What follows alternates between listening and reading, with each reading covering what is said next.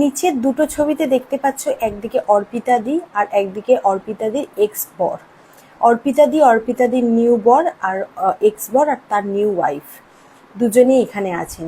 এখানে দুজনকেই আমার তরফ থেকে অনেক শুভকামনা। জীবনে হয়তো অনেক কিছু মানে তোমরা দেখে ফেলেছো, তো সেই জায়গা দাঁড়িয়ে তোমরা হয়তো নিজেদের মানিয়ে নিতে পারোনি, সেই জন্যই আজকে তোমাদের দুজনেরই পথ আলাদা।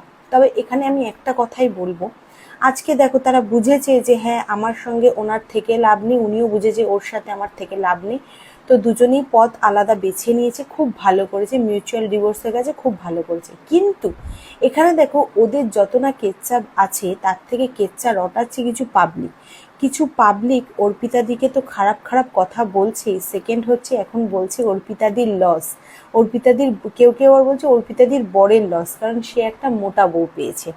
আর ওরা তো নিজেরা পছন্দ করে করেছে, কেউ তো ওদের জোর করে করায়নি যে হ্যাঁ জোর করে ধরে বেঁধে বিয়ে দেওয়া হয়েছে। দেখো অর্পিতাদির এক্স বরের হাসি দেখেই বোঝা যাচ্ছে যে ভদ্রলোক এখন ভালো আছেন, সুখে আছেন। আর অর্পিতাদিকেও দেখলে বোঝা যায় যে অর্পিতাদি ভীষণ ভীষণ খুশি আছেন। দেখো আমাদের বৈবাহিক জীবনে যদি শান্তিই না থাকে তাহলে আমাদের জীবনটা হেল হয়ে যায়। আমরা আমাদের শৈশব কৈশোর জীবন যে পেরিয়ে আসি, সেইখানের থেকেও মোর ইম্পর্টেন্ট হচ্ছে বৈবাহিক জীবন। এই জীবনটা হচ্ছে মানুষের জীবনের সবথেকে একটা টাফ লেসন। সেইখানে যদি তোমরা মানে সঠিকভাবে মানিয়ে গুছিয়ে না থাকতে পারো তাহলে সেখানে থেকো না, কাউকে ধরে বেঁধে তুমি রাখতে পারবে না। আজকালকার দিনে অনেকেই শুনেছি হ্যাঁ আমরা তো প্রচুর মানে ধৈর্য ধরেছি, প্রচুর আমরা মানে মানিয়ে গুছিয়ে নিয়েছি, আমরা নিজেদের সংসারটাকে টিকিয়ে রেখেছি।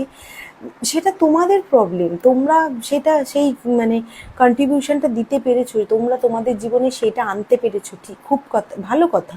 কিন্তু সবাই তো সেটা পারে না। আজকের ডেটে আমিও যদি এরকম কিছু সমস্যা হয় অবশ্যই আমি সেকেন্ড অপশান ভাববো।